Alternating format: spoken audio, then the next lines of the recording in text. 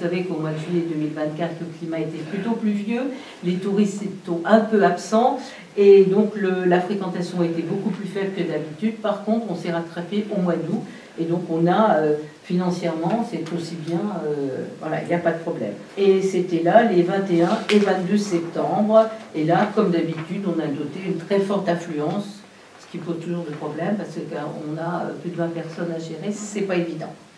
Alors, ce qu'on a constaté, c'est que le jour des Journées du patrimoine, on a un public beaucoup plus local, beaucoup plus régional. C'est Avallon, le Grand Avallonnais, voire Auxerre, ou un peu plus loin, ou la Nièvre, puisque c'est à côté.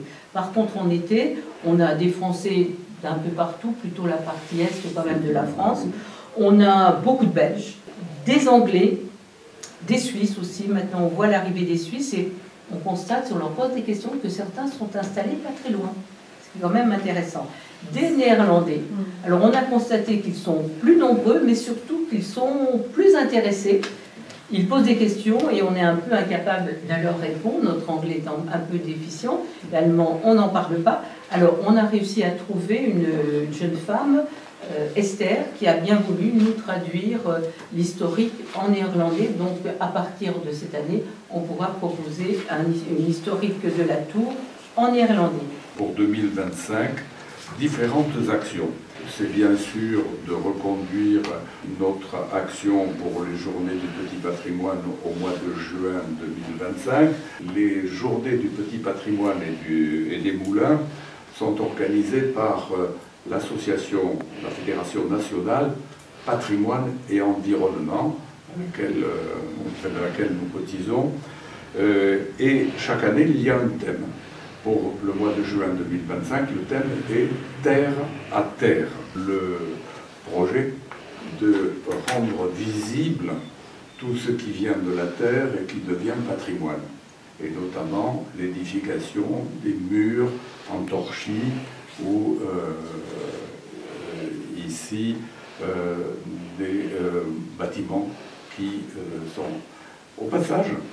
Je dois quand même signaler que la maison des cires de Domecy à Avallon a été restaurée, voici une quinzaine d'années à peu près, et à l'intérieur de la maison de Domecy, il y a au premier étage un mur qui est en torchis.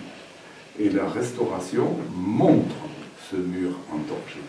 C'est formidable parce que quand nous organisons des visites avec les jeunes, si on les fait monter au premier étage et qu'ils voient ce mur, ils sont très étonnés.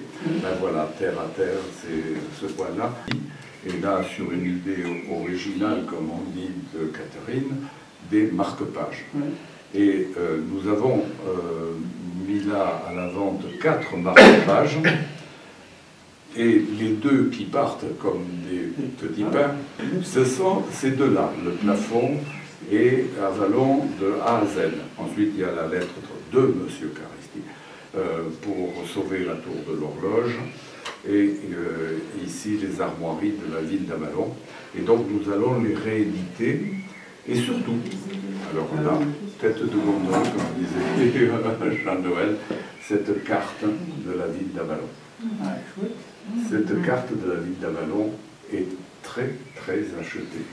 On a hésité un moment d'hésiter parce qu'on mettait sur la table de visite, dans la salle des échevins, une carte qui est issue d'une carte postale vendue par le musée d'Avallon. Donc c'est avec l'aimable autorisation du musée que nous avons confectionné cette carte.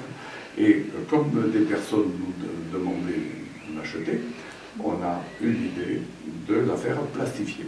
Et j'ai gardé pour la fin un projet phare, c'est la création d'un prix Catherine Gore. Un prix qui récompensera le meilleur travail pour la valorisation du patrimoine.